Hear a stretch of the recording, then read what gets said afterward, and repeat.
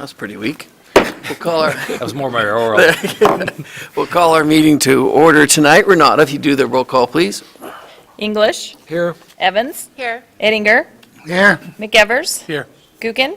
Yeah. Miller. Here. Okay, if we could rise for the invocation, we have Mark McWhorter from the Church of the Nazarene with us tonight.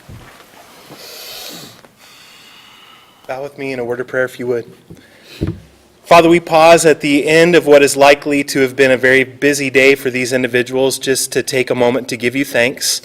Thanks for the life and breath that you give to us each and every day. Thanks for this great community that you allow us to live in, to work in, and to serve in, God. Thank you for these community leaders and for their heart and willingness to lead the citizens of this community forward.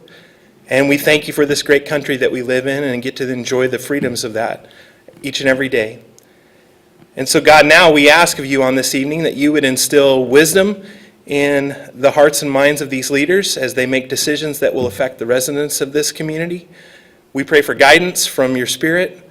We pray for discernment where it's needed. We pray for a sense of unity, and that you would just cover this time with your grace and your mercy. We thank you for it. In the name of Jesus we pray. Amen. Amen. Thank you. Would you lead us in the pledge, please? I pledge allegiance to the flag of the United States of America and to the republic for which it stands, one nation, under God, indivisible, with liberty and justice for all.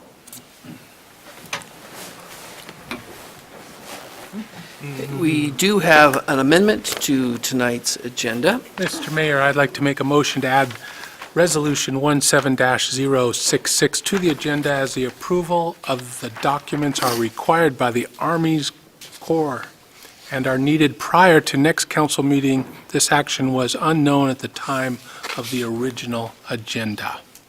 Second. I have a motion and a second. Any further discussion? All those in favor? Aye.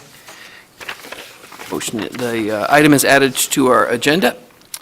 We will move on now to the presentation, and the first presentation is a proclamation for Waterkeeper Days, and Lisa is here. So Lisa, if you'd like to come up to the podium, and then I'll read the proclamation. So the proclamation states, whereas the City of Coeur d'Alene celebrates the Lake Coeur d'Alene Waterkeeper Program and contributes in the contributions it makes to our citizens, local economy, and community. And whereas the Lake Coeur d'Alene Waterkeeper Program is dedicated to conserving, protecting, and restoring our waters, and is licensed by the International Waterkeeper Alliance to ensure that Lake Coeur d'Alene water is swimmable, drinkable, and fishable for generations to come.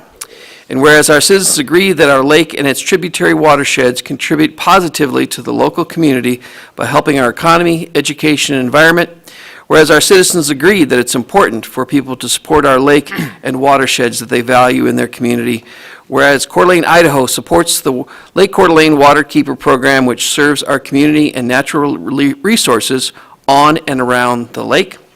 Therefore, I, Steve Widmeyer, Mayor of Coeur d'Alene, do hereby proclaim November 2nd and 3rd, 2017 as Lake Coeur d'Alene Waterkeeper Days. So I'll present this to you, Lisa. Thank you, Mayor.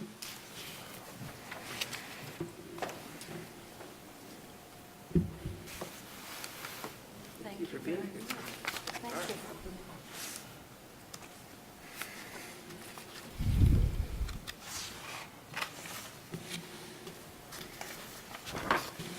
I'm assuming you can hear me all right? Thank you. I'm here to talk to you a bit about the Lake Coeur d'Alene Waterkeeper Program, but first and foremost, the oldest conservation group in the state of Idaho, Kootenai Environmental Alliance, is our 501c3, which advocates for the protection of the regional resources. Its programs focus on issues regarding the land, the water, and the communities of the Panhandle. The Lake Coeur d'Alene Waterkeeper was established 3 years ago.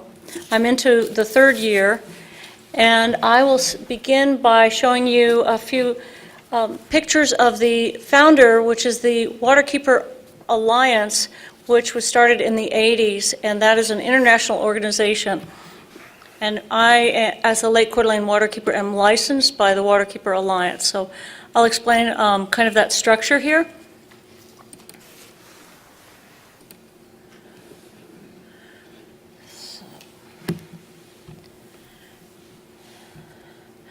So the Waterkeeper Alliance is our organization that pretty much drives all of the water keepers, river keepers, sound keepers, creek keepers worldwide. There's 320 of them worldwide. And you see the map here, how large the span, and it is growing. This is a site that was reported when we took a boat tour, and the hillside was not stabilized, and then that fence was fixed, and the county is actually in charge of making sure that the remediation measures are taking place, and they did so. You may recognize these 4 gentlemen at the Atlas Mill site. We took a boat tour, which is part of our mission, is to make sure we can educate people on the lake in our watersheds and tributaries. So here we discussed essentially the Atlas Mill site. So I'm going to focus a little bit more on that today.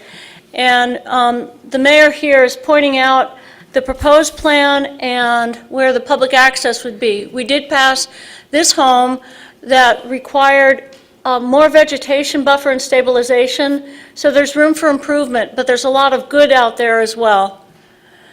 This is an example where there was a silt fence and buffer.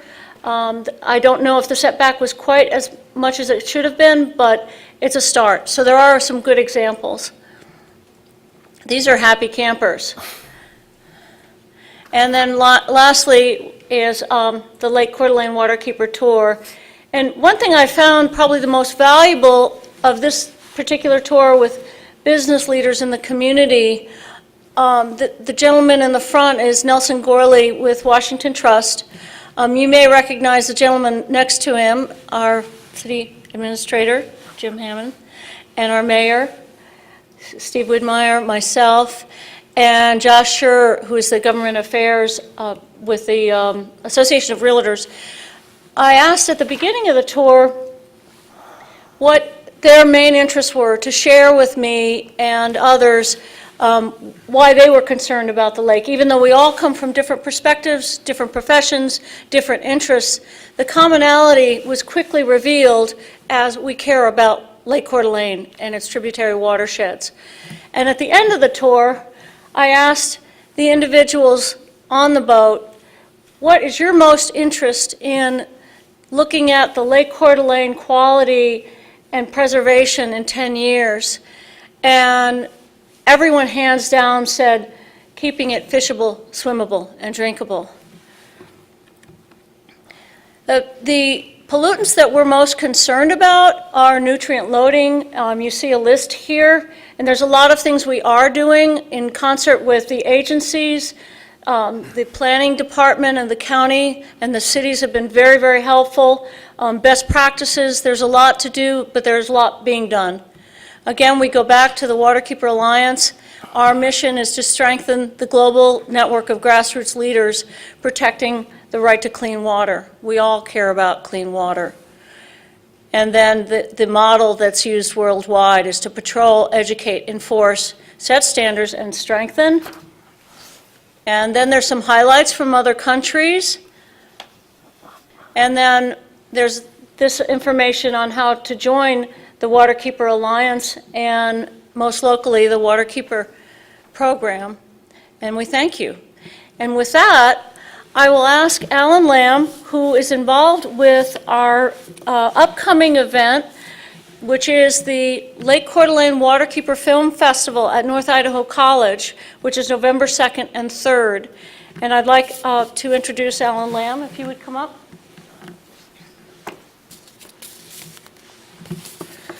Hi, I'm Alan Lamb, and I'm the chair of the Social and Behavioral Sciences Division at North Idaho College. I'm here to tell you how excited I am that we're having the film festival at the college and what great opportunity it is for our students to get awareness raising, learning about different water problems, etc. And it's a good opportunity for the community too in terms of an educational opportunity. The films themselves are just phenomenal. They're short films, there's 10 of them, and they are great, and it's going to be a great opportunity for our community to learn about water issues that not only affect us, but affect other areas as well.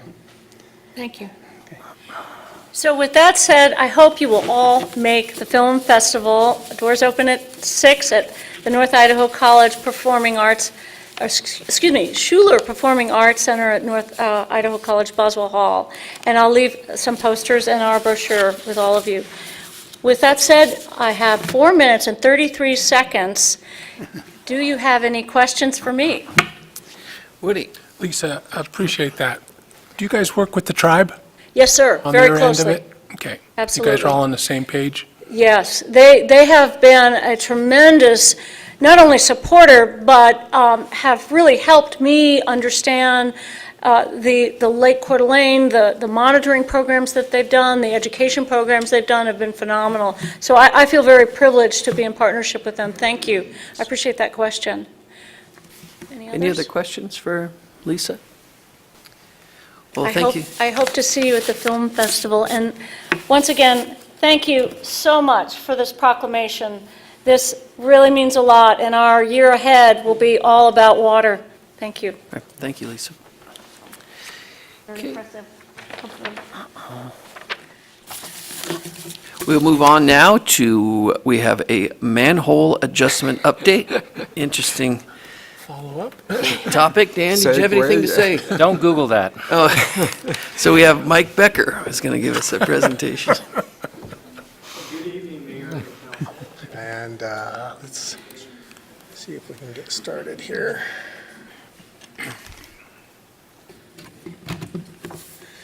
And the wastewater utility would like to thank the mayor and the council for this opportunity to give you an update report on our pilot test. As you recall, last spring, wastewater utility proposed a different method of adjusting and replacing our damaged manhole infrastructure out there. While we were at it, we decided to take a closer look at all the street utilities that needed adjustments on some of our streets and develop a plan of attack that differs from how we have been doing it. This is a picture of a manhole that obviously we've had problems with on Clara Lane. While it's not a heavily traveled road, it is a liability both to the public and to the city. So let's first start out with where we went with this project. Past month, we selected 3 major arterial roads that had high traffic volumes to target some of our infrastructure that's out there that's failing either through the asphalt that's around the infrastructure or the infrastructure itself. On 4th Street, working with the streets department, we adjusted 5 storm manholes, 1 sanitary sewer manhole, and we did this through a process of varying depths. What we did is we dug down varying depths on those manholes to determine how thick of a replacement section that we need to establish as a new standard. We did it with asphalt, and on the right-hand side is a finished product of the picture of that adjustment that's on 4th Street. We also selected Harrison Avenue, and as you can see, this is the same manhole from start to finish. We decided to go with a 5,000 PSI concrete. 2 of the manholes, we put control joints. This is very similar to what we currently have as a standard in our sidewalks. 8 of them were a smooth finish. We did 10 sewer manholes and 3 water valves on Harrison. We also used a black dye that we stained the top of concrete. It's actually is absorbed about 3/16 of an inch, and we did this for a couple of reasons. 1, for aesthetics. 2, it also allows us to gauge the wear of the concrete. So when the gray starts showing up, we know that we've worn down some of that concrete level at the top of the surface. Ramsey Road. We all heard about Ramsey Road. We actually used 4,000 PSI concrete, and this is a city standard. Again, we did some with control joints and we did some with a smooth finish. Total of 12 manholes and 3 water valves out on Ramsey Road. Ramsey Road was, all of these manholes were done in a total of 4 days. However, there was some implications through a lane closure out there that we learned we could do something differently with in the future. City actually worked with the water department. We did 19 water valves. Here's a picture of a single, and on the right-hand side is a combination of water valves. We're calling this Mr. Snowman. Avista wanted to get on board, so we did 3 of their Vista control valves out there. And this one has a similar white finish to it, and the reason why it's white is because the sealant that we used on this was applied when the concrete was still damp. So lesson learned, we need to let that concrete set a little bit longer. Lastly, this was approved by Tim. Tim endorses our product out here, but this is not the city's Tim. This is Timmy in that neighborhood. We haven't found Tim yet, but Tim obviously really approves this and had to put his signature at the bottom. And with that, we'll entertain any comments and questions that you might have for the utility. Questions for Mike? Kiki? Mike, it seems to me when this first came up that there was one contractor that had this particular piece of round concrete cutting equipment that you were subbing with. Is it looking like there may be a cost savings in the amount of time that it takes to do this prep this way, that this could be a future city project itself? Yes, excellent question, Councilman Kiki. Yes, we've been working closely with the streets department to see if this is something that we could utilize in-house. Streets department, as you might know, adjusts about 40 of these, or they replace 40 manholes. This includes storm drains and other infrastructure that's out in our streets. What we've discovered is that this is the cutting process actually expedites the process, where we're able to sequentially get things accomplished to minimize the lane closure or road closure. I also invited some contractors out, and 2 contractors have already expressed a serious interest on purchasing these cutters. So I believe that we will be able to actually get more competitive bids and get these things done more competitively priced out. Good, thank you. Any other questions for Mike? Dan? Well, just feedback, as a guy who lives out on the other end of the Ramsey project, something that struck me, and I'm sure a lot of the other motors as you're sitting there, is most of the time with these construction projects, I mean, you see equipment and guys around and all of that, but here it's like, I'm just wondering about if we should put up signs that say, the paint is drying, because you have all of these cones and no activity. And so, it kind of crosses your mind, oh, did they forget that they've still got the cones up because there's nothing happening when actually it's sitting there curing. So just food for thought for future. I believe that's an excellent question or comment in this case for us to consider. Maybe not particularly well suited for school zones, because if we tell the children that, hey, we got wet concrete out there, we may have some more artistic points of view expressed out there in the concrete. But just so that, anyway, people are aware that even though it looks like nothing's going on, there's still a reason why those cones have to stay up, so. Correct. I think this is an excellent point of view, and certainly.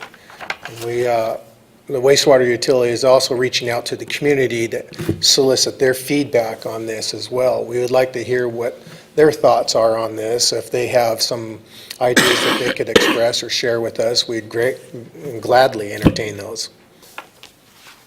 Any other questions for Mike? All right, thank you very much. Appreciate the information. Next, we have the CDA TV survey, and Renata is going to present that for us.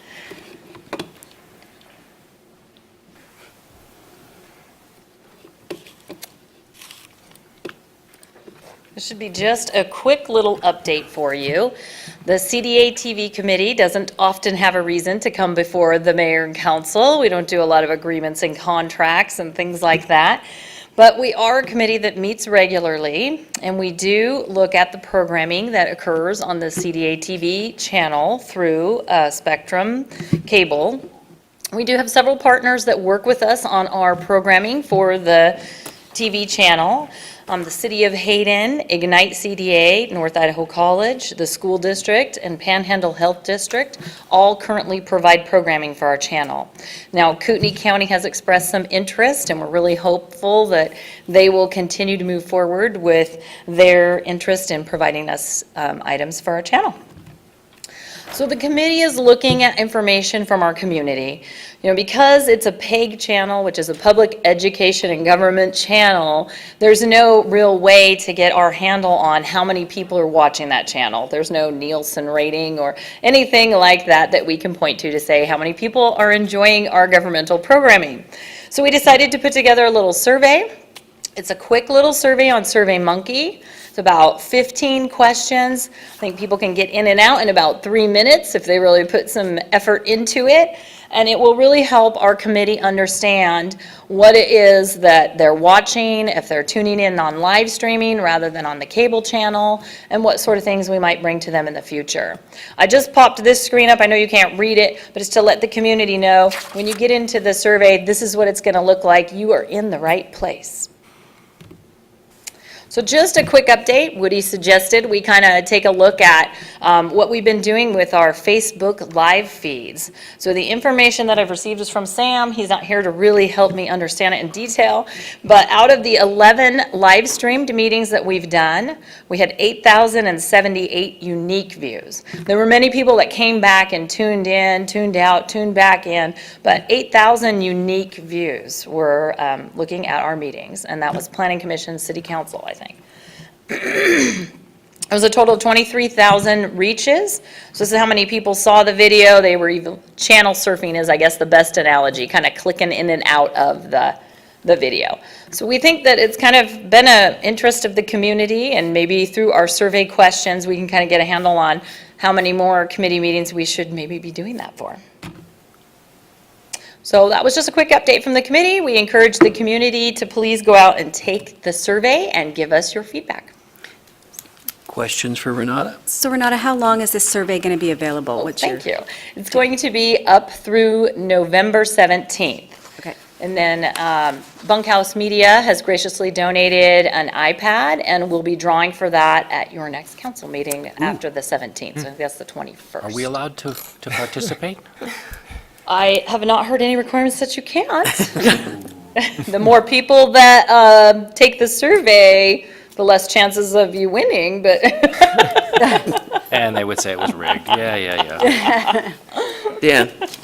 Just curious that, you know, I see all of the people that are on, I guess, our channel, and then aware that Post Falls has a separate channel. Is there a, do you ever look at combining that, or is there a reason why just they alone are on a Yes. separate channel, or? Through each city's franchise agreement, they were given the option for a channel a long time ago. So at that time, Post Falls took their channel and we took our channel, and we each had our own programming. When Time Warner purchased Adelphia, through some of those transitions, we've had lots of open conversations about what should we do, and right now, they wanted to continue their individual channel. Any other questions? Ron? Yeah, Renata, how's the negotiations going with the county? So I wouldn't really say it's a negotiation. We opened the door to them. Woody probably has the most recent update that we met with them to kind of demonstrate the opportunity that lies on the channel and what they would need for equipment. And then several of the county commissioners have come and looked at our studio.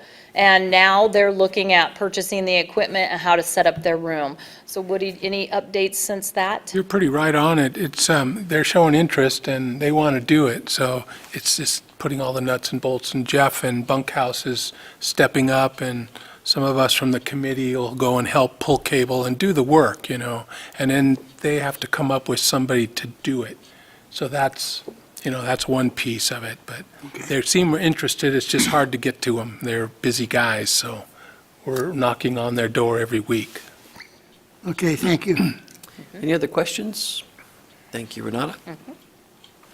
We'll move on to the consent calendar. Mr. Mayor, I'd like to move to approve the consent calendar as presented, including Resolution 17065. We have a motion, we have a second?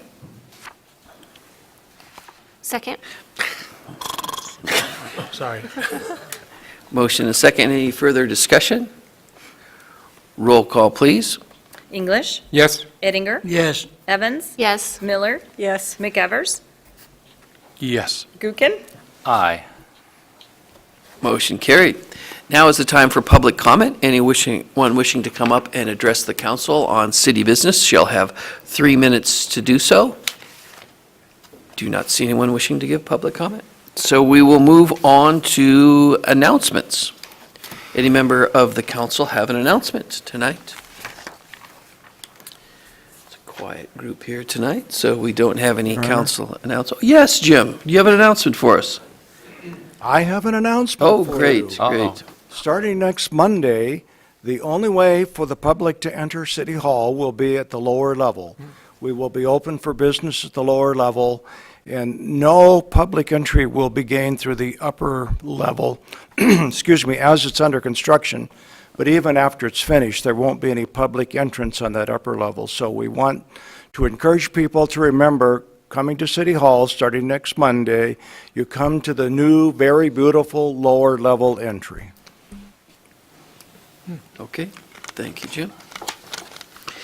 I have some appointments, and there's some very long names on here, so I'll wait for the person that's making the motion to read off the very long names. Oh, I'll do it. There you go. So, Mr. Mayor, I would like to approve the appointments of, Jolie Winklowski and Hannah Brown to the Child Care Commission, Sydney Morrison and Hannah Daniels to the Arts Commission, Marie Michelson to the Urban Forestry Committee, Steve McCrae, Cassidy Smith, and Isabel Bartosh to the Library Board, Hartpar Dalpra and Kenzie Freeman to the Park and Recreation Commission, Joseph Morrison to the CDA TV Committee, and Ronan Malafan to the Pedestrian Bike Committee. Second. We have a motion and a second. Any further discussion? All those in favor? Aye. Any opposed? Motion carried.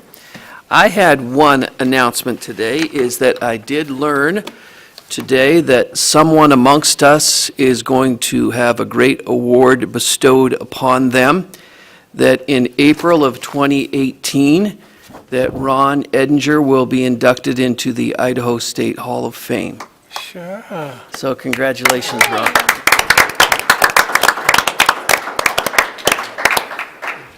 I guess if you hang around long enough, they just got to put you in there. That's awesome. So we will move on to now our other business, and this is Resolution Number 17-066, authorizing a letter of acknowledgment and certification of lands and authorization for entry for the Coeur d'Alene Authorized Corps of Engineer Federal Levee Rehabilitation Project. Kim Harrington.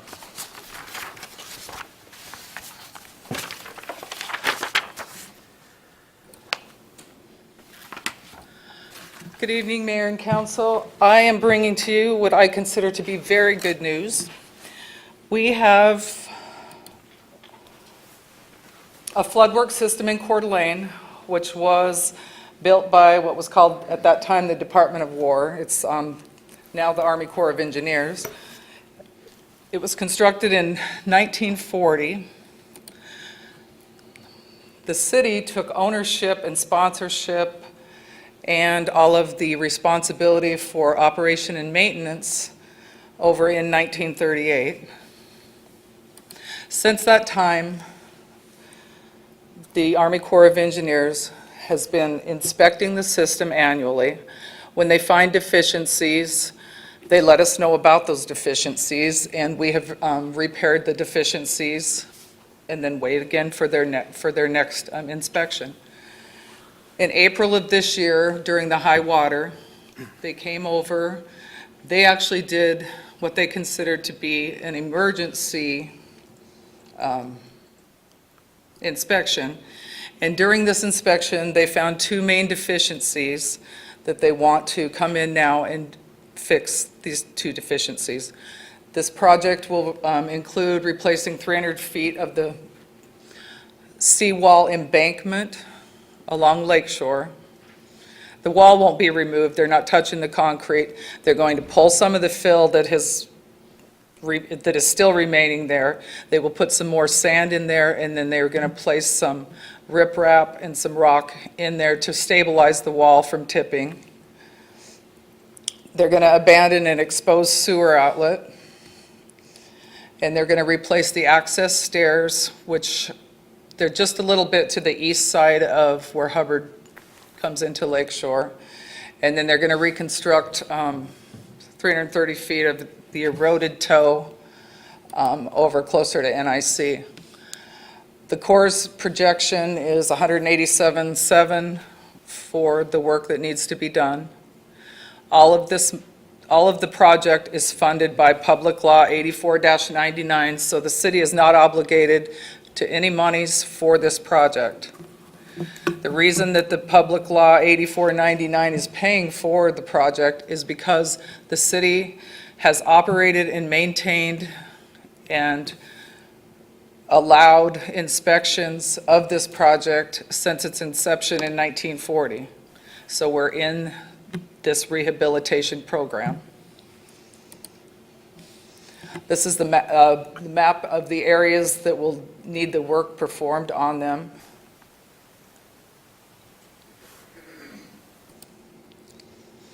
This is a picture of the seawall portion. So they'll come in, take some of that fill out, restabilize, and then put some more fill back in. You can see the set of stairs down at the end. You can see where the water has undermined them. Those stairs will be removed, and they're going to put a new steel set in.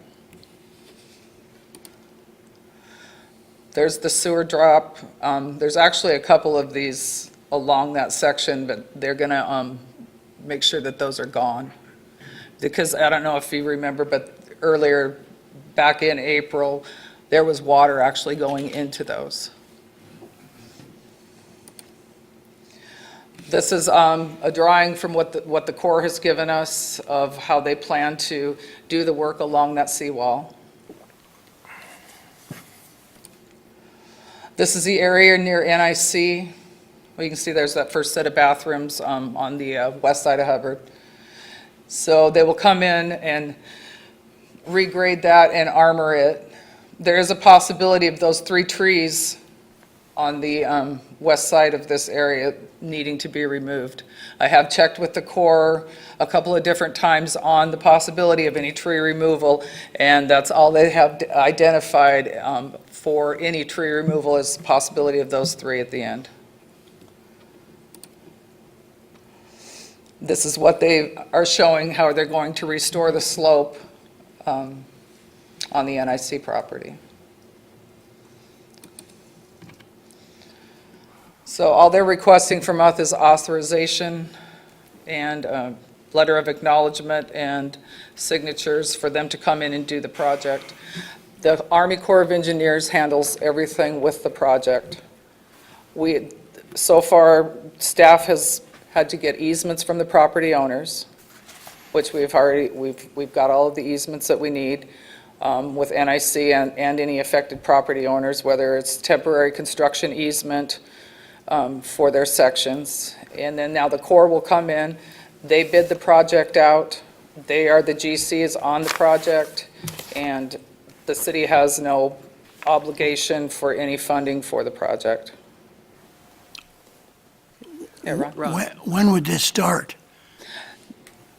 They're pretty aggressive in the timeline. They would like to put it out to bid the first week in November. They would like to have all of the work completed by the end of December. They need to do the work when the water's at its lowest level. Other questions for Kim? I guess if we want to talk about those 3 trees, are those 3 trees on NIC property? Yes. And then does NIC give them permission then to remove those trees, or they just come in and say, we're doing this project and these trees go? Well, it's like when we had to do the tree removal before, when we did remove trees before. Essentially, we can authorize tree removal within the toe, within the slopes and 15 feet out from the toe of the earthen levee.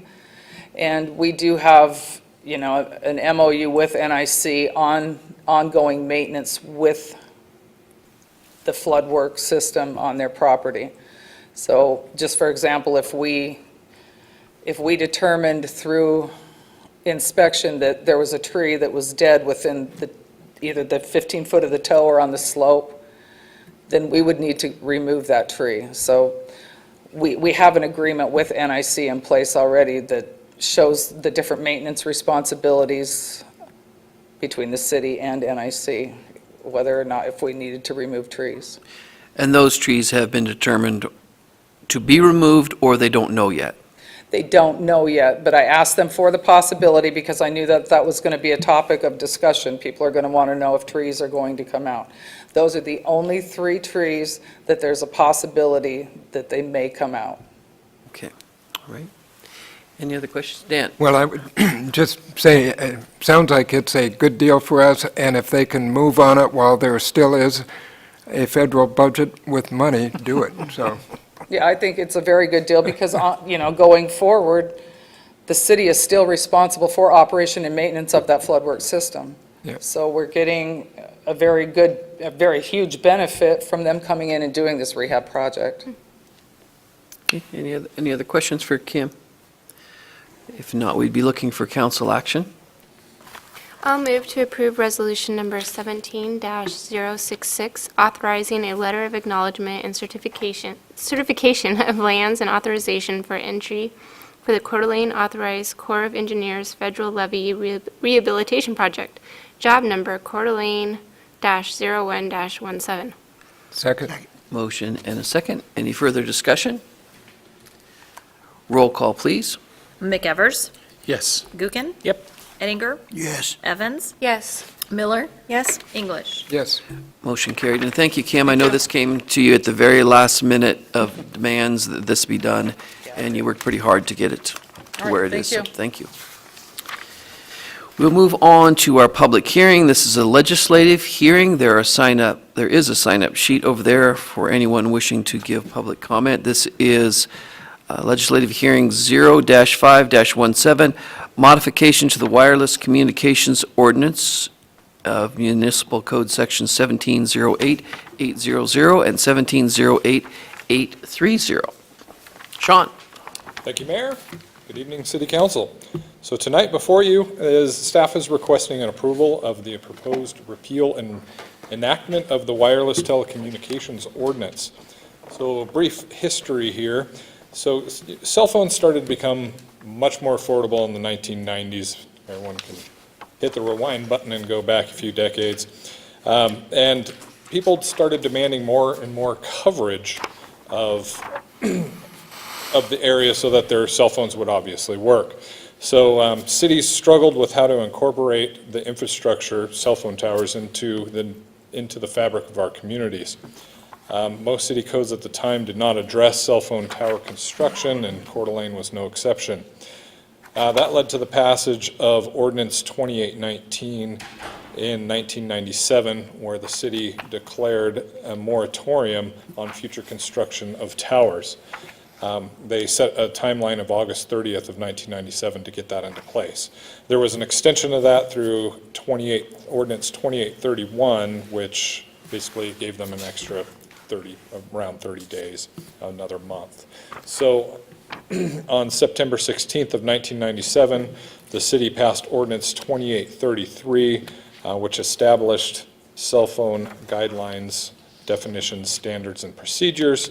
And since then, the city has done basically nothing with our ordinance. So some of that has gotten, I guess, the technology has changed, the type of construction, moving from 3G to 4G to 5G has changed, and so the city felt it was time to redo the ordinance. That also comes into play is there's a company named Mobility that requested to put a bunch of cell phone infrastructure into our rights-of-way, And so we wanted to be sure that our new ordinance would address requests such as that. So we conducted a complete review of the wireless communication facilities regs with the assistance of our industry expert and the city's consultant, Bob Duchen. He's the Vice President of River Oaks Communications Corporation. He is here tonight and will continue with the presentation. He is an expert in his field, and I wish I knew as much as he does about the cell phone industry. So, on September 12th of 2017, this went before the Planning Commission, and at that hearing, the Planning Commission was comfortable with the language that was proposed. They asked for us to take a look into the spacing of the towers. Since then, and this is in your staff report as well, is that staff is recommending reducing the 1 mile radius requirement down to 3/4 of the mile. The industry has requested 1/2 mile, and we did a GIS study, which is also included in here. We felt like that opened up a little bit too much of the area of the city of Coeur d'Alene for cell phone towers, but currently the 1 mile radius left very little for future construction of towers. It's one of those things that are necessary evil. Dan? Did you have a question? Just one, does that mean that there can't be with any towers within a mile of each other? I mean, what does that radius mean? That's exactly what that radius means, unless they're able to prove to us that there is a need for that, that they're unable to provide the coverage that's needed for the customers, then they would be able to site an additional tower. So it's basically a variance procedure, in other words. So, and Bob will go over that. The same maps that are included in the staff report are also in his presentation. With that, I have placed what the purpose of this new ordinance is and what some of the changes, the highlights of the changes are for the ordinance. I am open to questions, although I will say that I'm not the expert, and I would like to bring up Bob at this time for him to continue with the presentation. What do you have a question for Sean? Ron, did you have something for Sean? Yeah. Sean, the Planning Commission discussed this, Yes. and their recommendation was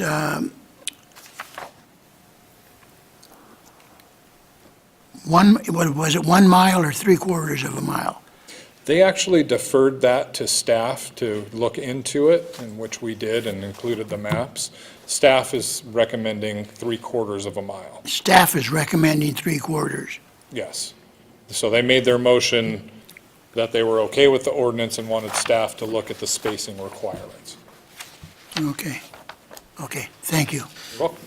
Any other questions for Sean? Dan? Thank you, Mr. Mayor.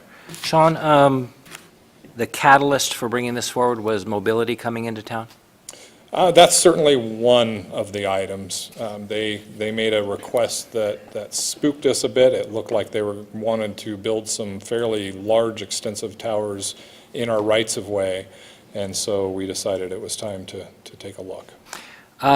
If this ordinance passes, when okay, so it passes with staff recommendation for, say, does that allow a cell company to come in here and by right construct a tower, so it would not be approved by anyone other than staff at that point?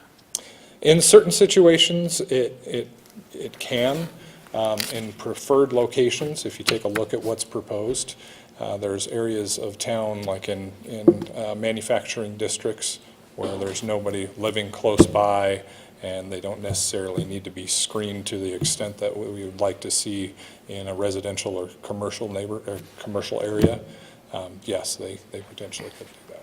And this would cover both towers that would be erected on property that was owned by the cell company or property that was leased from somewhere else, like we lease our water towers as cell towers. Yes, we do sometimes do that. So I'm sorry, I missed exactly what the question was. So it's going to cover both situations. So someone wants to lease a tower, say, on one of our towers down here, downtown, and they want to put a cell radio on top of that. Would that be allowed under this ordinance? Well, we would obviously be looking at what the adjacencies are, if it's within a certain number of feet of a residential district, or, you know, and taking a look at what those trigger points are, and if it meets the requirements, then it would go to permit. All right, and I did see that there was a special, you guys wanted an exception for the downtown.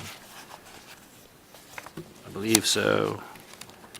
Yeah, downtown core zone requires stealth design. Yes. So that would be in addition to residential stealth design. Yes. Okay. Okay. Any other questions for Sean? Nope, don't think so. Okay, thank you. Thank you.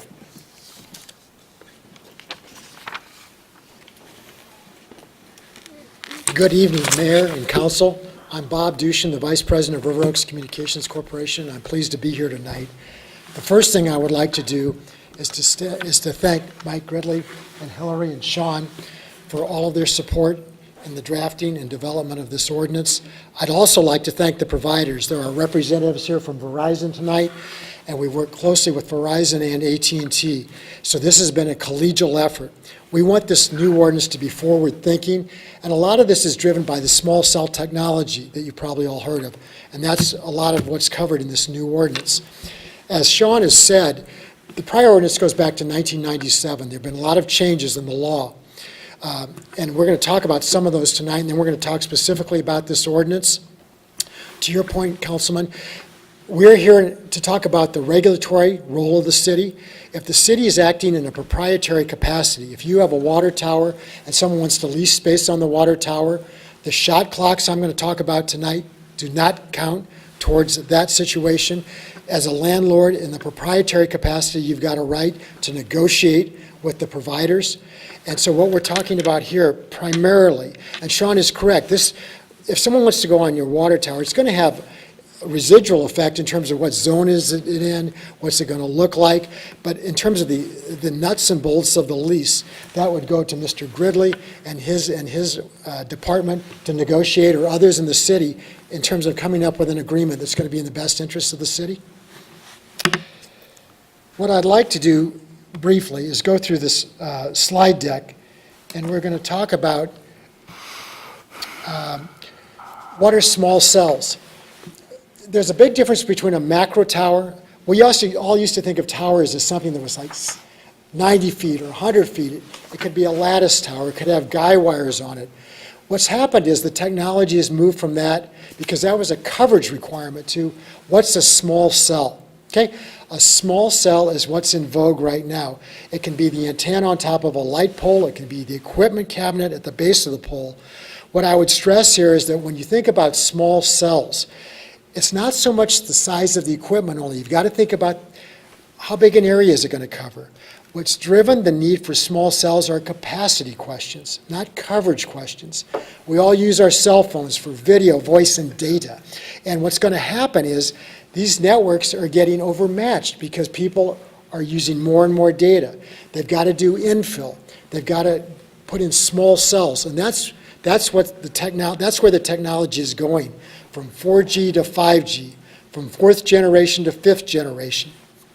And that's one of the drivers here. But what I want you all to think about, and this is why it's so important that we work closely and collegially with the industry, is small cells are bigger than you think.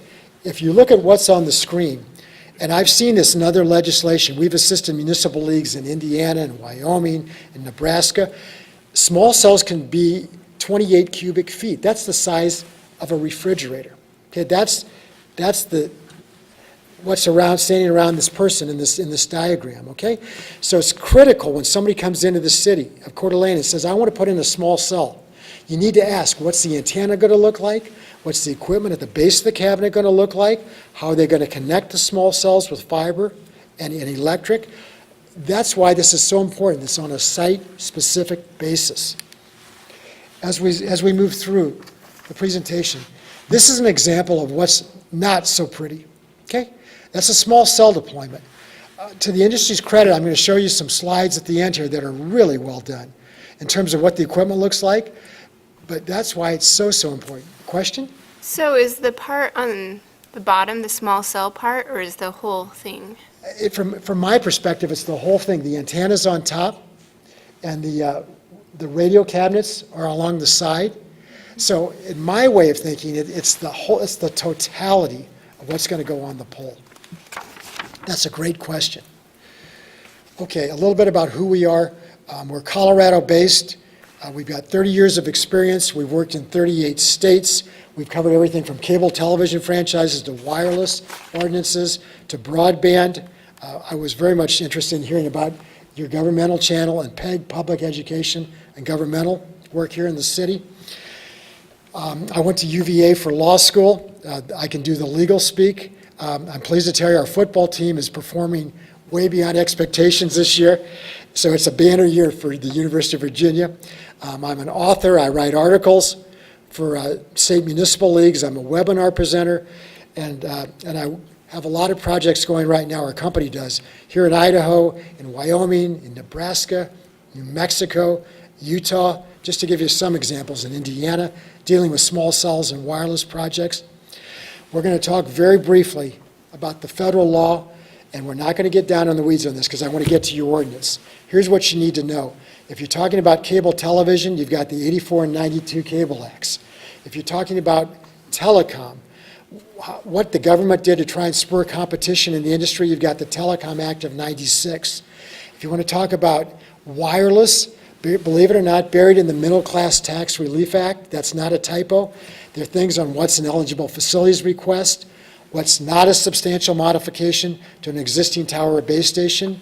You've got a federal order that came out in 2014. It's 155 pages long. It's good bedtime reading if you're not drowsy, okay? You've got federal rules that are very complex, and you've got pending proceedings at the FCC right now. Mobility has gone to the FCC and said local governments they're slowing down the deployment of 5G. They're asking for too much money for use of the right-of-way. They're putting on too many regulations. So you've got local work, the ordinance we've got here tonight. You've got state legislation that's passed in a number of states that's not favorable to local governments. And you've got pending proceedings at the federal level right now at the FCC. So you've got this trifecta going on, and there are a lot of people involved. Okay, I talked briefly about the FCC order. Enough said about that. It's complicated. This is not going to surprise you. I think it introduced more ambiguity than clarity in a lot of cases into this area. You've got what's called a 6409 request. You've got 3 shot clocks. Real quickly, there's a 60-day shot clock where if somebody wants to do an eligible facilities request, not make a substantial modification to an existing tower or base station, you have to act in 60 days or their request is automatically deemed granted. You've got a 90-day shot clock for co-locations and a 150-day shot clock for new sites or towers. This is important. What's a tower? Under the federal rules now, a tower is any structure that's built for the primary purpose of holding communications facilities. That means a pole that goes up, that's a tower under federal law. A tower could be a flagpole, it could be a monopine, okay? Anything that's built primarily to support wireless communication infrastructure. What's a base station? It's not what you think. If you're staying at the Hampton Inn, and I don't know if there's an antenna on top of that building or not, but if there is, that's a base station under federal law. It's not just the equipment at the base of the pole. So that's why, yes. Quick, before you leave too, because you're going really fast. Oh, I'm sorry. That's okay. No, it's good. I'm trying to be. So you're saying a tower is anything built for the use of wireless? Yes. So why does a telephone pole was there before wireless? How does it relate to wireless now? Because it was not constructed for the primary purpose of holding wireless facilities, Right. It's not considered a tower under federal law. Okay. Here's the rub, though. If someone puts wireless facilities on a utility pole, okay, then that triggers a different analysis, the 6409 analysis, because when the next guy comes, the second guy comes, he's going to say, I just want to modify an existing tower. So the key is, was it physically there, and was there a permitting or a zoning process so it became a tower under local law? That's what differentiates a telephone pole from a new pole that's going to go up. Does that help to answer? Thanks, yes. And I apologize if I'm going too quick. That's okay, I you're just, good. I don't want to get you guys down in the weeds with all this. I just want to give you some of the complexities. Okay, Next up, as I mentioned to this gentleman's question, we're here in a regulatory capacity tonight, not a proprietary capacity. If somebody wants to go on your water tank, you're going to have lease negotiations, but you still need to be mindful, as Sean said, of the zoning considerations that are going to take place as well. Tower spacing, this is what Sean was alluding to. When we took the ordinance to the Planning Commission, we'd put in here a 1 mile separation distance for towers. Some of the representatives from industry wanted that to be reduced to a half a mile. This ordinance was modeled on what we did over in Spokane. We helped them recraft and retool their wireless ordinance. Spokane has a half mile spacing requirement because that was a legacy requirement from what I was told from their city attorney's office and because of the topography in Spokane, okay? So when we came to the Planning Commission, they said, well, is a mile really necessary? And Sean did a great job in putting together some visuals for you. If we were to leave this as a 1 mile spacing requirement, there's not much room left in the city to put a tower. It'd be on the very fringes of the city limits, okay? Where the arrows are pointing now. So it really is not a practical, as it turns out, it's not a practical demarcation in terms of 1 mile. The industry wanted a half mile after staff talked amongst themselves. It seemed to us that the best solution was a 3/4 mile spacing requirement. I'm going to talk about the ordinance here in terms of what we put in. We've amended this at the request of the industry. AT&T would still like a half mile, but they're willing to support 3/4 of a mile, so you all know. This is what a half mile separation requirement would look like. It's going to mean a lot more towers in your city. And the way we've styled this ordinance, if someone wants to come in with a tower request, if they can't make this work at 3/4 of a mile, they can still come in and ask for an exception, a departure from the zoning standards, okay? But we think 3/4 of a mile is going to be less intrusive in terms of the number of towers, and then if they want a deviation from that, a departure, they can come in and ask for that. And we've built that into this ordinance. Yes, sir. Real quick, you're moving along, I'm with you. So I was on the Planning Commission in 1997. Okay, And we thought we could save the world by not having these giant towers. right. Oh, I know, we'll make them look like trees, right? Right. That was, and then we kicked it around for a long time, then we found out, and you just said it, is it doesn't matter what we think. The feds say, you can't stop us, you can put some restrictions. So I'm looking at this half-mile thing, and I'm looking at those as their giant towers. They're not. Is that correct? It depends what their primary purpose is. If it's for capacity infill, they are not giant towers. They're probably about 40 to 50 feet. And I'm not sure if the Verizon folks would concur with that. Yeah, it's basically 25 to 40? So these aren't telephone poles, these aren't street lights. These are big towers we're looking at half mile. I think we would need him to come up to the Sure. microphone. I didn't want to do a trick question. No, that's This wasn't fine. trick It's a question. great question. Because there's a difference between macro sites and sites for infill for small cells. I'm Gregor Gadbaugh with Verizon Wireless. I'm on the sign-up sheet, so just to speak. So as far as is the half mile or 3/4 mile separation, this is for our macro, which is the larger cells that we're talking about. And small cell is, generally speaking, anywhere from 500 to 1,000 feet separation, but they're much lower to terra firma, to the end user. So we're not talking about small cells right now, we're talking about towers.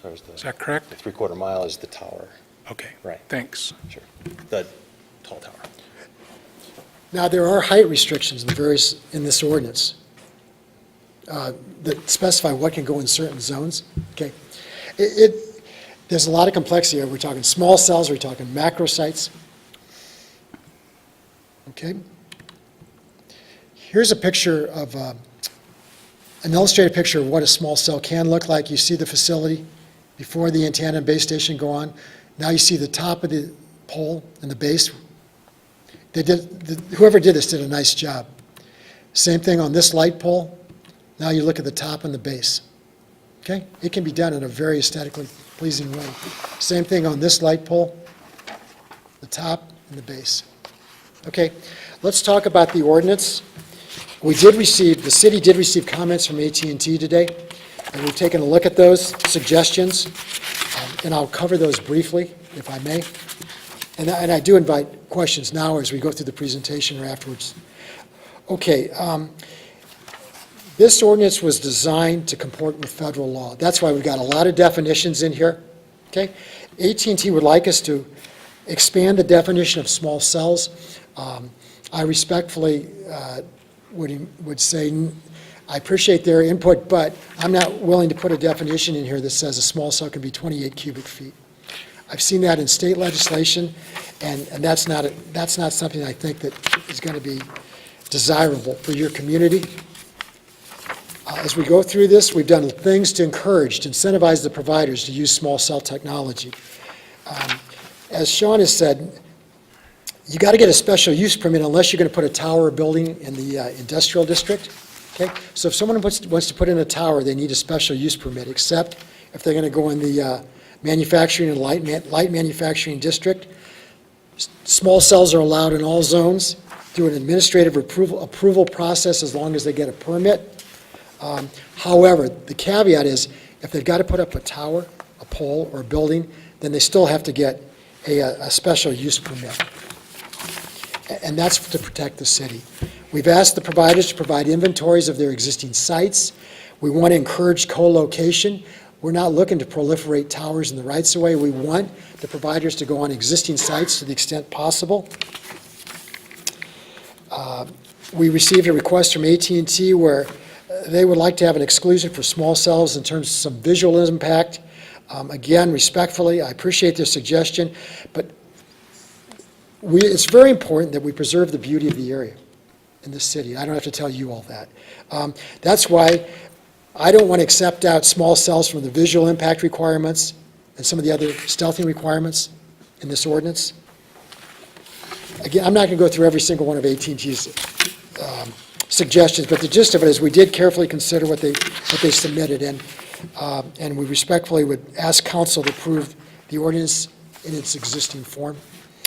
We've talked about the 3/4 mile separation requirement. We think that's a pragmatic solution.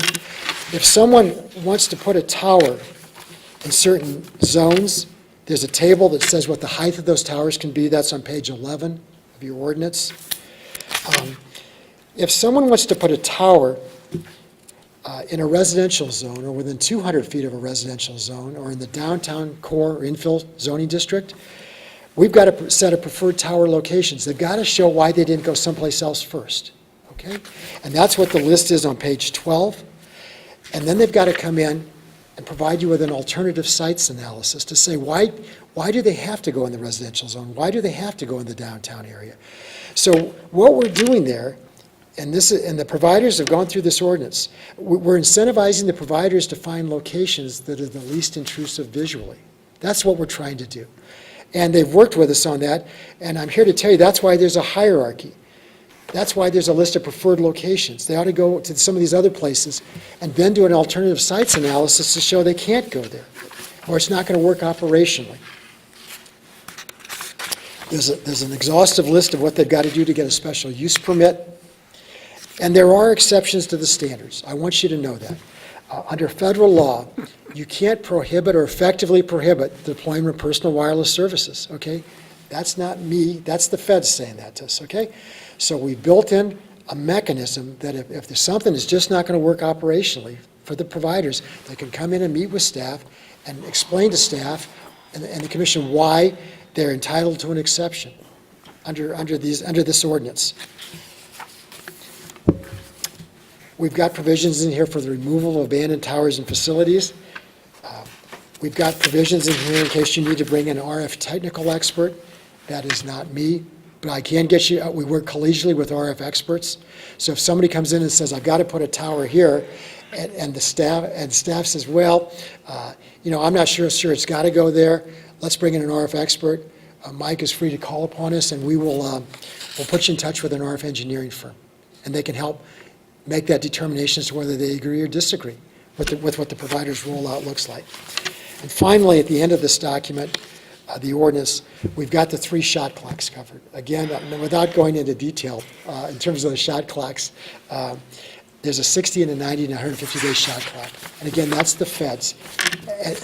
And the most important thing you need to know is only the 60-day shot clock has a deemed granted remedy, meaning if you don't act on an eligible facilities request and it's not a substantial modification to an existing tower base station, on the 61st day, you can get a letter from the provider, and that's deemed granted. That's why it's so important for everyone in the city to be working in unison, so when an application comes in, you all know what type of application it is and how much time you've got to make a determination on it. I hope that's helpful. I'm glad to entertain questions. I know that's a lot. Woody? Sorry, I keep coming back. Towers Yes, and small cells Yes. are not the same thing. from my way of thinking, the antenna on top of a pole, that's a small cell. The equipment cabinet at the base of the pole, that's a small cell, okay?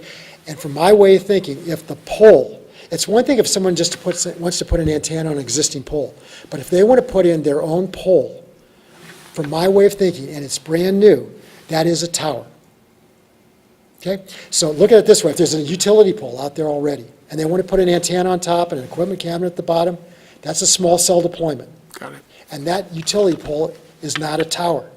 But if they want to put in a new pole, that's built primarily for the purpose of holding that facility, okay, that's a tower. So you're going to get parts and pieces, and it depends what, again, I'm sure the gentleman from Verizon may agree or disagree, but So a macro is about a 120-foot tall pole or tower with 8-foot antennas. A small cell can be anywhere from 25 to 30 to 40 feet, deployed on a utility pole, street light, and it's got antennas that are about 2 feet. So again, small cells are much lower to the end user. The antennas are much smaller. The equipment is much smaller. A macro is just picture your big. We call it a top hat. There's one actually when we drove by here. There's 3 antennas on it. That's what we consider like a tower versus a small cell. But I understand the language difference. Talk about the stealth side of a tower and the stealth side of a small cell. Stealth. I don't want to see it. Sure. Just so you know, I with Verizon Wireless, and I'm a part of the small cell team. I don't work with the towers, but I can tell you that we have extensive vendors that we use as far as stealthing. We do have some examples that I believe we showed some of your staff. If you're in the state of Arizona, we can make it look like a cactus. We have made them look like a tree. We also have very unique designs where we have one that we've just created where, I forgot, it's a transformer, where we actually can hide the antennas inside of one of the, it looks like a power transformer. So there's different ways that we can either shield it, put flags in front of it, stuff like that, where we can make it look. We also color to match as far as the pole is concerned. The equipment is colored to match the pole. Okay, let me ask about, I'm on a roll here. I got to get this off my chest because he just went so fast. Right-of-ways, that's our space. We let the cable guys use it. We let electricity use it. We let gas use it. Avista uses it, and we get paid. Thank you very much. Do we get paid from cell phones using our right-of-ways? the answer is if someone wants to come in and deploy a small cell, if they want to deploy small cells in your community, they're going to need an agreement. Besides this ordinance, they're going to need a franchise or a license. And again, I'll defer to Mike on that. But they're going to need some form of agreement. And in that agreement is where you would put the compensation piece. Okay. But they're no different than our other utilities that pay for the use of the right-of-way. They're different in the respect that for cable TV, for example, I'm not privy to your cable franchise, but generally it's 5% of gross revenues. Right. And gross revenues can only be on the cable side, not on the internet side or the telephone side. In this case, it's an amount per pole, is what I've seen. We just actually, a couple months ago, have an agreement, a lease agreement with Avista to work with them. So any pole that we deploy on their, or any small cell we deploy on their pole, we have a lease agreement with them.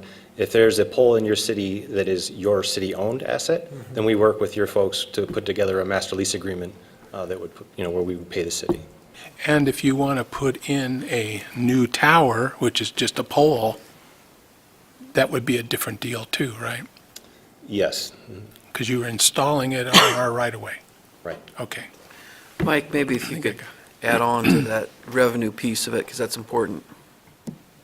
It is, and it is somewhat confusing because of some of the legislation and the technology, because under Idaho law and the Constitution, we can't charge telephone companies. And that, I think, goes back to the days when the legislature wanted to encourage phone companies to string wires all around the state to all the rural areas. There's some discussion or some debate about does that apply to cell phone companies?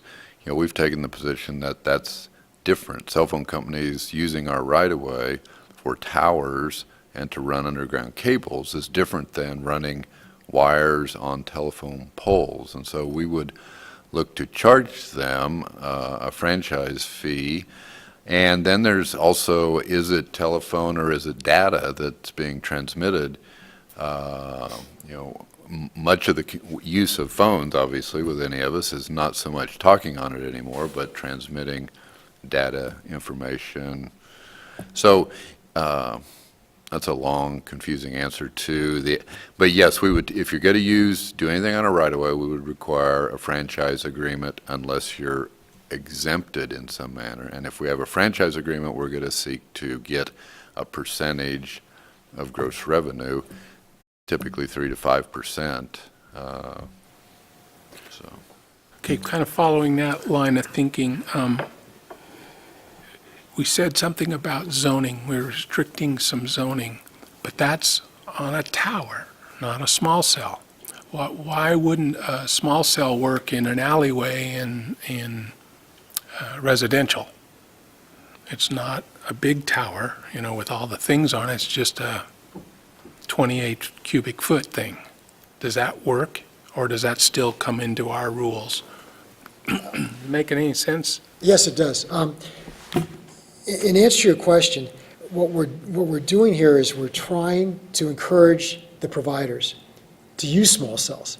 So the review process is less stringent. Okay. Now, in terms of whether it would work technically, that'd be a call for Verizon to make in terms of whether, from a technological standpoint, it would work. But in this case, we have it's not a free pass. They've got to get a building permit. Okay, it's subject to administrative review. Each site has to be looked at by planning when somebody comes in here to deploy small cells, because I'm familiar with situations where a provider wants to come in and do 23 different sites. They're not all going to look the same. So they're still subject to what's in this zoning ordinance. Now, from a technological standpoint, it's a matter of what's workable for the carrier. So you're asking whether a macro versus a small cell? Yeah, I mean, so a macro is, again, that's the larger, you know, a macro will cover up to 10 miles. And so we use those to cover like a very large area. We always try to see if we can do a macro solution, because then it's only, you know, one tower versus many poles. If that option doesn't work, or if there's an area that's a new community that just got built and it's easier to deploy small cells to cover that area. So it's kind of a decision based on, you know, feedback from end users, customer complaints, our own RF engineers determining where there's capacity and coverage needs is where we decide which way we need to go. So to answer your question, Yes. the providers are, to their credit, they're very resourceful. And so if somebody can put a small cell in an antenna and it's less, you know, visually, it's better. If it works, I'm not speaking for Verizon, but you know, that's something that staff needs to sit down and talk with Verizon about and say, look, isn't there some place we can put this small cell where people aren't going to start calling you all and saying, how come we've got that? Yeah. And we work very closely with your staff to make sure that, you know, as far as the standard, the way it looks, where it goes. So we work very closely. Thanks, you guys. Amy? So each small cell is provider specific. And can they coexist on a pole? Technically, yes, because our spectrum is different, the actual frequency in which they transmit. Depending on if we're on a utility pole, so for example, with PSE in Seattle, they won't allow us to co-locate with another provider. I can't recall what Avista is granting with us for that, but I mean, it's technologically feasible. It's just a question, not, you know, it's something that's allowed. The other thing I would add is the small cell equipment, it's not shared by the providers. So you're going to have Verizon's equipment and AT&T's equipment, okay? There is a thing called a distributed antenna system that they're working on to try and have some sharing of the equipment, but at least from my perspective, historically, the providers don't share small cells. Correct. I wish they did, because it'd be less stuff, less things up on the pole. Fewer. Other questions from council? I'll say one other thing. So depending on our, our needs versus AT&T, it doesn't necessarily mean that we'll be in the same area, because it all depends on where do they have macros and where do we have macros, and how does their network compare to ours. I mean, you could end up seeing our stuff in the same block with them, or maybe not. It just depends on how their network is deployed versus ours, and then stuff gets deployed. Okay. Kiki? So just, in this scenario, how does this ordinance address something like Tammy's Tower Company comes into town and wants to buy up all of the possible locations that we've just approved, and then sublet this space out to AT&T and Verizon and whatever other mobility provider? And how does this address that situation? I don't know if it's good or bad for a city, but I can see where do all the requirements then get passed on to whoever they sublet to? Here's my position on that. Mobility is an infrastructure provider. They are not a service provider. Now they want to put up a pole, and they want to have someone like Sprint attached to the top of the pole, but they, in my view, are not a protected class under federal law. So when mobility comes in here and wants to, and I've seen this in other communities are very concerned about companies coming in and having a proliferation of towers, and then those towers get sold to someone potentially. In my view, what needs to be done is, and again, by the way, I've worked with providers all over this country. I'm not anti-technology at all, okay? But I am protective of cities' rights. I see a big difference between a company that wants to put up poles and a company that's an actual service provider. So to your point, if you were to allow this company, Tammy's pole company, to come in and you let them put up a bunch of poles, from my perspective, they could sell those poles to the next person, okay? But the key is not to let them build the poles on spec. Make sure there's going to be a use for those poles. Make sure there's a need for the poles, okay? Well, I guess that's where I was going with that, is that if that's what what we're deciding today, how much control do we have over that? Or is that an FCC thing that can No, step in and say you have a can lot, do I think that? you have a lot of control over that, and that's why anybody who wants to put up a tower in your community, unless it's going in the industrial district, has to get a special use permit, okay? And so I'm not going to tell planning what to do, but I would look very carefully at a request from a company that just wants to put up poles without any certainty that I'd ask them if they have a lease with a provider. Do you have somebody who's going to go on the pole? And so, from my perspective, they've got to get a special use permit. And that's the way you can try and help slow down, not in a negative way, but make sure there's an actual need for their poles. Does that answer your question? I think it does. I'm just not sure how the ordinance addresses that and protects that. Where it's addressed is in... Co-location or? Actually, it's under applicability. And then if you drop down to section 5, it says distributed antenna systems and small cells are allowed in all zones via encroachment permits and/or building permit and administrative review unless their installation requires the construction of a new tower. So if someone's going to construct a new tower, they've got to get a special use permit. That's the protection we built into this zoning ordinance to address your concern. Dan? Well, I guess I'm just looking at this from a ordinary person, non-technology. It seems to me like Coeur d'Alene is already pretty much built out. We've talked about that. I mean, there isn't a whole lot of spots, and I live here, I work here, and all of that, and I can't think of any dead zones, for cell phone coverage in Coeur d'Alene. So is there much potential for growth? What's... Yeah, good. Aren't we already covered pretty well? Yeah, so what he was explaining earlier, small cells help with capacity. Data is driving a lot of what we're doing with small cells. So our capacity is getting strained. So in order to keep up with that, small cells help augment the macro network so that we can increase the capacity. It's not so much as a coverage. There can be situations where it's coverage, but small cells are generally to help increase capacity. And nationwide, the prediction is there's going to be a proliferation of small cells. There needs to be, because just as this gentleman said, it's a capacity issue. Coverage, my guess is you're in pretty good shape. Capacity, not so much, because the iPhones, and they're just maxing out these networks. And they're going to need to continue to add the small cell technology to make the networks continue to work seamlessly. Dan? Thank you, Mr. Mayor. So we're not technical people up here, but I have some technical questions. Okay? So this dovetails off of what you just talked about with capacity. Are there any alternatives to increasing cell density?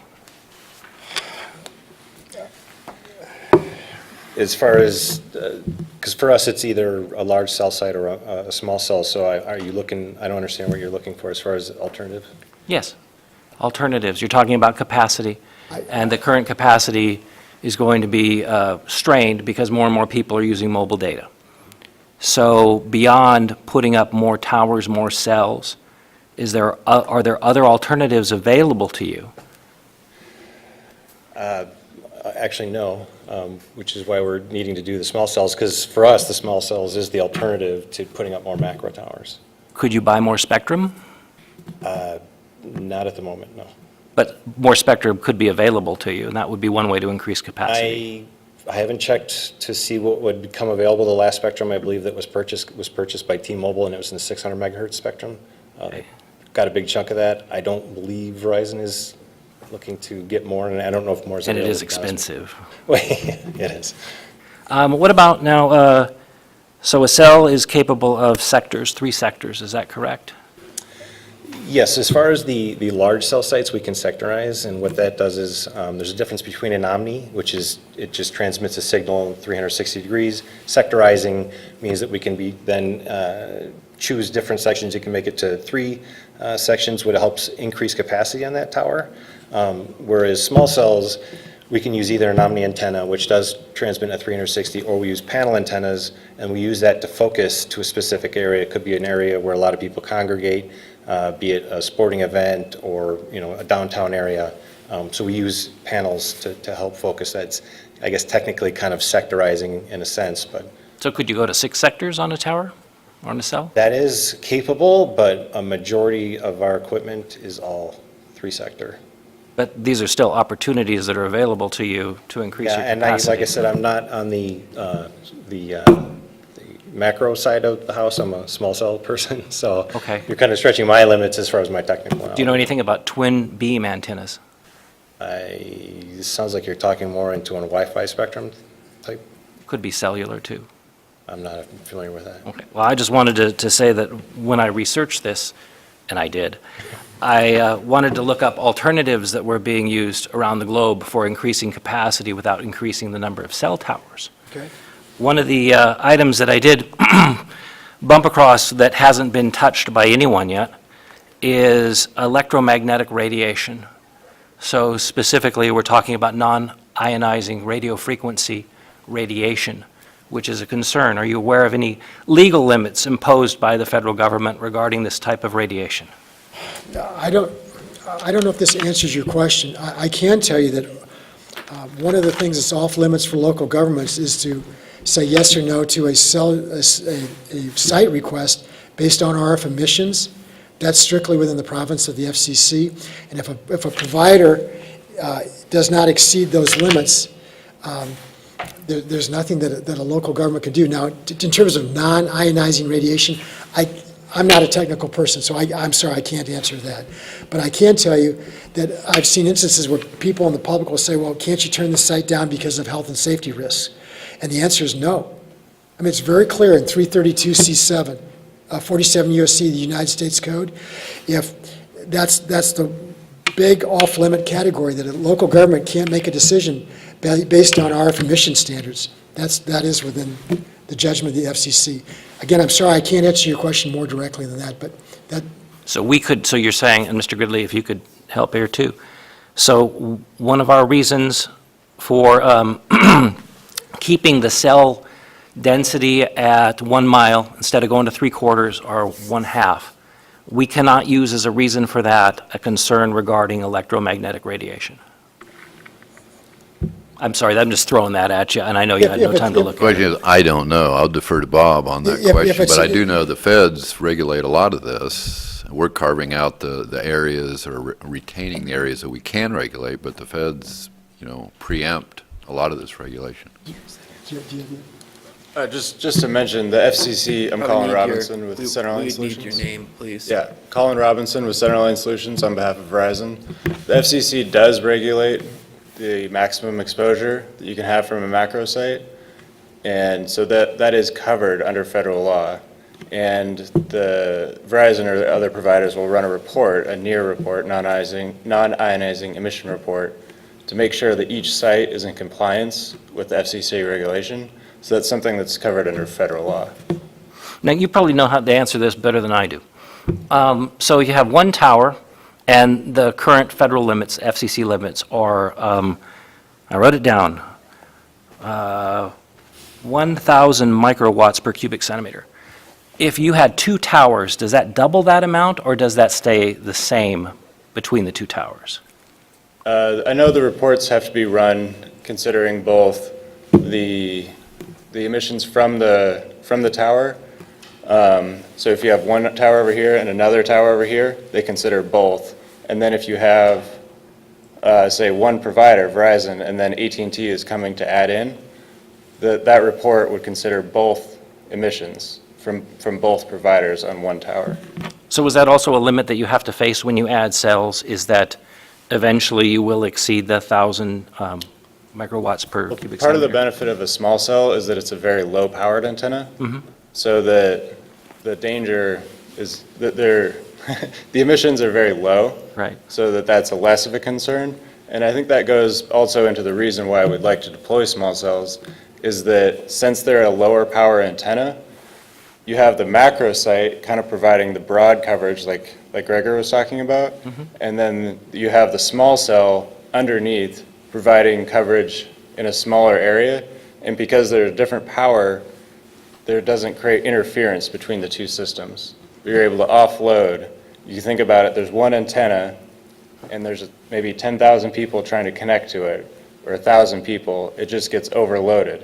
So like earlier today, I was working in my car, trying to do a hotspot from my phone to my computer for a conference call. I had service, there were bars, but it didn't work because whatever antenna I was trying to connect to, there were too many other users. That's just Verizon. That's how. Yeah, we're trying to fix it. But if there had been a small cell, then my phone could have connected to that small cell, and instead of trying to jump to the macro that the other users were taking up the And that's capacity really of. the issue we're trying to solve here, is that as more and more people use these devices, and they're getting more prolific, people Right. rely on them more, you're going to go ahead and need more service, more capacity. Right. Which is why, so my concern is twofold. First of all, there are opportunities available to increase capacity using the existing infrastructure. It's just expensive. And I don't know how that, you guys are the ones who make that decision, and you are big business, unlike government, so money matters. So the other thing is just the radio frequency. So you have people who are concerned, all the issues about high-tension power lines, and people don't want those in their backyards. And so this is another issue that concerns me as a councilman. So now we're going to have an opportunity for someone to erect a tower. And yes, our concern so far, according to the ordinance, is that it look pretty. But we're going to get calls from people who are going to be concerned about the radiation, who are going to have questions. And when I researched this last night, there's a lot of issues all across the world of people, buildings that have these things erected on the top, and all of a sudden the incidence of cancer inside the building for the people who work there has gone up. And is there a relationship between having a cell tower near you and having a higher incidence of cancer? And so that would be a concern for me, because I represent people. We can choose to carry a phone with us. We can't choose if some big company decides to put a cell tower right near us. So that's my concern. That's why I'm asking these technical questions regarding, microwatts per cubic centimeter, which is something I didn't know until last night. Right. The small cells run anywhere from 5 to 20 watts, and generally speaking, we have an I shouldn't say, we have an outside consultant, RF expert that we can bring in to answer more stringent, pointed questions regarding safety, et cetera. We do have one analysis he did for us that, anywhere from 1 to 4 feet from the antennas is where you would want to turn the power off. And if these are at 25 to 40 feet above the ground, you can see how far they are away from the end user. Also, small cells, the amount of transmission they put out is, for the end user on the street is anywhere from a baby monitor to a police radio that's on the lapel. So it's the kind of same exposure as one of those. Thank you. Ron?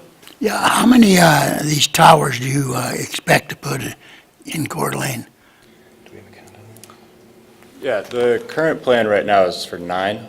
So it'd be, I believe, 4 on an Avista pole and 5 on a KEC poles. But that would be the initial build for Verizon. I can't speak to AT&T. Would those be towers or? Small cell. Small cells? Small cell on existing structures. So not 9 new towers?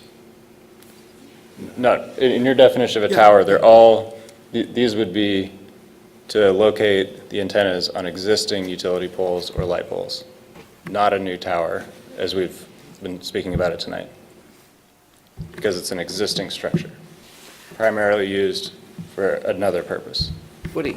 I just need to pick your brain one more time. So I spent some time at the ocean and went back and forth across the canyons. And the canyons go down and, 15, 20 miles across. And every pole had some device on it, it seemed like. And yet the phone worked fine through the canyons, through tunnels. My question was, are all those devices on the phone poles that aren't telephone or anything, they look like your antennas or flat screens or whatever you called them, is that because there's so many different companies doing it? Everybody has to have their own, and it can only go so far? I mean, every pole had a device on it, and I was thinking at the time, well, this is great, good cellular coverage, and it just dawned on me listening to you guys is that it could be a different provider in cycles. Does it work that way? Were these utility poles or? Utility poles. So you're talking like no taller than 60 feet? Oh, yeah. Okay. To be honest with you, without looking at them, I wouldn't know what exactly is on them, to say whether or not it was cellular technology or some other form of technology. I mean, each carrier uses their own antennas. Right. So if you see the large 120-foot tall pole and you see 3 different sets of antennas, each is a different carrier. But on the small cells, we're talking about telephone poles that have these weird things on them. How close would you have to be to get through a canyon, around corners and around the mountains? Would you have to be kind of relaying yourself down through it on the technical side? Yeah, I mean, we haven't deployed any small cells in a canyon that I'm aware of. Generally speaking, we deploy them in highly dense areas, whereas a canyon, does have dense traffic as far as passing through, but it's not to the magnitude of, say, Coeur d'Alene has a lot of outside people coming in as far as vacations, things like that can increase densification, as well as a sporting event. That's kind of the general where we would deploy small cells, where there's areas that there's capacity constraints. In canyons, from what I understand, generally can be covered by a macro tower, to be the 120-foot towers. The big ones? Yeah. Okay, thanks. Colin Robinson back again. Just for, maybe would help explain it, is that this is generally a line of sight technology. So if you're coming around a corner and you have one site on one side of the canyon and you're coming around a corner, the signal is not going to be able to bend all the way around. So that could be partly what you were seeing there. Okay. And it could also be multiple providers. It could have been, AT&T and then Verizon. But I've seen something similar to what you're talking about in Malibu. That's Malibu Canyon was I was thinking, and Encinal Canyon, same way. And it's likely that it was, I can't guarantee, obviously not knowing the local spot, but that it's a line of sight issue, that the signal can't bend around a corner. All right, thanks a lot. Or go through a mountain or a forest or something. That's why you guys love this, right? There's no mountains in the way.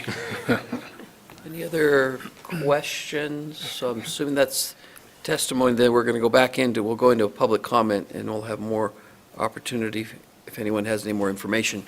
But is that conclude your presentation? Yes, Mayor, it does. Okay. And then we'll have opportunities for more questions. So I'll get to the public testimony part of it. And so Gregor, your name is on here. I don't know if you had more to add, but you said you wish to testify.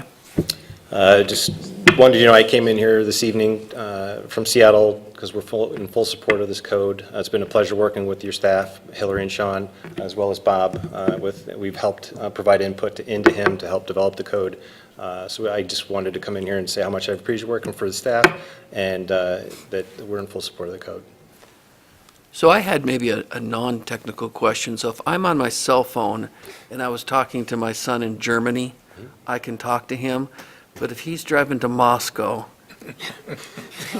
I can't. Russia? So what causes that? Just for general information purposes. Okay. He doesn't want to talk to you at that time. He's hanging up on you. Generally speaking, I could say that it just depends on the availability of the two networks he's going between.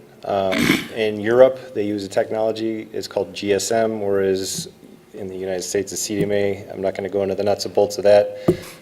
He could be on a GSM network that crosses over to another technology, or there may not be his personal carrier is available, and then he's had his phone set up to not, roam on the other carrier, so that might cut you off.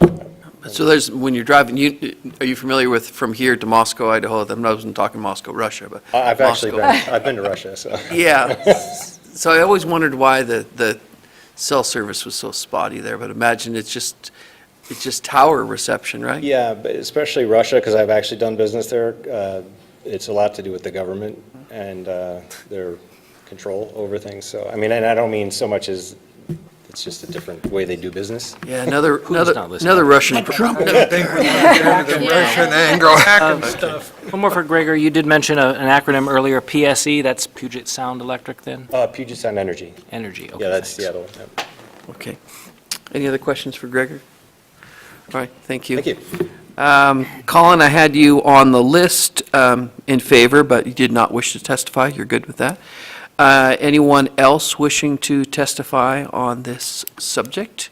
If not, I will close the public testimony part of it and look for council action. Oh, Mr. Mayor, I have a question for Sean. It's going to be a real hard one. Your last ones were really hard. Yes. Has to do with the inverse square rule? No, I'm kidding. That was just, Pass. it's for the Dial a- nerds. dial a That was a friend. joke for the nerds in the room. This, according to what I've understood now after all this good information, that if a tower's going to be coming up, say, in a residential neighborhood, it has to, the person doing it has to apply for a special use permit. Correct. And special use permit requires that everyone within a given radius must be notified. Yes, 300 feet. Okay, so these things aren't going to come up stealthy. If I implied that earlier, I was mistaken. It would require a public hearing, as you've said. Okay, so people know about it, and they can ask questions and express their concerns at that time. But I still do have concerns, and this is, and thank you. I don't have any questions for you. One thing that I wanted to bring up, just because it was something that came up at the last hearing. Sure. And I was able to wrap my mind around it instantly once I heard it. So between 2015 and 2019, the amount of data that's going to be needed for cell phones is going to go up 7 times. So we're already at 2017, we only have a little bit more way to go, but that shows you how exponentially that the amount of data that everybody is needing through their phones. And unfortunately, they're a necessary evil. Everybody has one, nobody wants to look at the tower. Well, they've got to be somewhere for people to use their phones. So, but thank you. Sean? And I just wanted to mention, and this is not for you, that the legal limit, so in the United States, is 1,000 microwatts per cubic centimeter. And just for curiosity's sake, I looked that up in other countries. In China, which we don't think of when we think of public safety, the legal limit is 10. And in Switzerland, the legal limit is 1. So I just wanted to let the council be aware of that. Thank you. Thank you, Sean. So we're looking for council action? I had one more question. At the beginning of the presentation, I don't know who I'm asking the question of. So at the beginning of the presentation, we were talking about these federal triggers, 60 days, 90 days, that it happened. Are we under that, one of those 90-day parameters to approve something to move forward because of an application? Let me ask a question. Sean, is there an application currently pending? I have seen no application currently pending that would trigger us to have to react in this manner. It's more of what we've seen in the past, even though it hasn't come to fruition. There's nothing currently in our queue where we're under a shot clock. A shot clock. Basketball term. Thank you. Okay. All right. Woody? I'm going to make a motion so we can at least have the discussion. I'd like to make a motion to dispense with the rule and read Council Bill 17-1033 once by title only. Second. Motion and a second. Discussion on that item? This is just the motion to dispense the rule. This Oh. isn't, Yes. or do you want to discuss the whole thing? Well, we can have the discussion though, right? Sure. Okay. So, motion and a second to dispense the rule. Okay. Any discussion on that? Renat, if you could read the title, please. Council Bill Number 17-1033, an ordinance repealing Chapter 17.08, Article 8 of Coeur d'Alene Municipal Code titled Wireless Communication Facility Regulations, adopting a new Chapter 17.08, Article 8, Coeur d'Alene Municipal Code titled Wireless Communication Facility Regulations, including definitions, general and specific requirements, standards, permitted locations, applications, review and inspections, compliance, indemnification, permits, and fees, providing for the repeal of conflicting ordinances, providing severability, and providing for the publication of a summary of this ordinance, and in providing for an effective date. Roll call, please. Evans? Yes. Miller? Yes? McEvers? Yes. Gookin? Yep. English? Yes. Eddinger? Yep. Motion carried. Okay, Second I'll part? make a motion to adopt Council Bill 17-1033. Second. Motion and a second. Now discussion. So I'm having this flashback from 20 years ago when I was on that Planning and Zoning Commission, and it seemed like the end of the world. They were going to have these giant towers everywhere. They were going to be ugly, and I think I mentioned some of that earlier.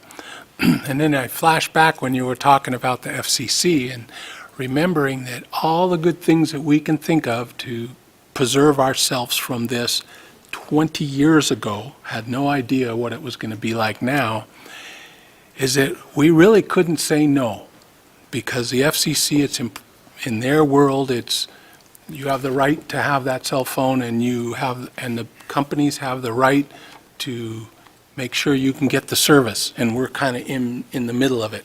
And back then, we weren't really in the middle of it, considering where it was and where it is now. I was thinking about the cell towers all weekend, knowing this was coming, and I looked up on Canfield, and I remember when Canfield was one little cell tower, and there's a bunch of new ones up there, but it's up on a mountain, and it kind of covers our whole valley. I think there's some cell towers over on Spokane side, same thing. And then I remembered that up north, at the north end of the county, there's some holes for public safety. They went through that a few years ago, whereas their radios wouldn't work, and of course then their cell towers, their cell phones, and this is the life and death stuff. You know, there's ambulances, firemen, policemen, sheriffs, all that. So as much as there's a lot of work, and you guys have done a great job on it, there's really not a whole lot I think we can say, or we can really change it. And I know, Mr. Gookin, I'm hearing what you're saying about safety, and I remember us talking about it, and as long as the feds say it's safe, there's not much we can say other than vote against it and say it's not safe. But I have to support this just as it is. I would like it, the smaller towers, the smaller cells and all that, but then when I pick up my phone, I want it to work, you know. And I appreciate the good deal that you guys have for taking care of the city phones. Is that part of it, right? So, again, it's this kind of balancing between, you know, you really want to do something good, but, you know what, our one hand's tied behind our back, and you guys have done a good job. Appreciate you at least trying to be as honest, as untechnical as I am. Appreciate it. So I'll be supporting this. Other discussion? Dan? I'll pipe up. So, yeah, I did a lot of research on this, and I think with a 3/4 mile radius, there's not going to be a lot of new big towers. There's not really a great potential to put them in. And the macro ones would be the ones that would generate the most non-ionizing radio frequency radiation. I think the small cells, due to their low power, would be less of an impact. But still, I like the fact that it is a special use permit. That means we're being transparent and we're inviting the public. You know, we're sending them out letters and we're saying, this is going to happen, and what do you guys think? So it does allow them to weigh in on it. And if they say no, then they say no. I mean, they can deny the special use permit. That may involve other legal complications, but at least we're giving the public a chance to say no. And again, looking at the map, it doesn't seem like there's going to be a lot of new towers coming in. It seems like they're probably going to be in areas where people complain already about the service, like where Colin parked earlier today. So hopefully that fixes that problem. But I do have a concern, and I know this is something the feds regulate. We really don't have anything to say about it other than the minor things in our ordinance, the way it looks, public hearings, that kind of stuff. I think that's good. So beyond that, I don't really have any other reason to oppose it. So I will be in favor. Any further discussion? If not, roll call, please. Evans? Yes. Miller? Yes. McEvers? Yes. Kuchen? Yeah. English? Yes. Eddinger? Yep. Motion carried. Thanks, everyone, for all the work that they put into it. Mr. Mayor, I'd like to move into executive session under Code 74-206 to acquire an interest in real property which is not owned by a public agency. Second. That is subsection C to clarify. Oh, thank you, sorry. Yeah. Motion and a second. Discussion? Roll call, please. Miller? Yes. McEvers? Yes. Kuchen? Yeah. English? Yes. Eddinger? Yep. Evans? Yes. We will go into executive session.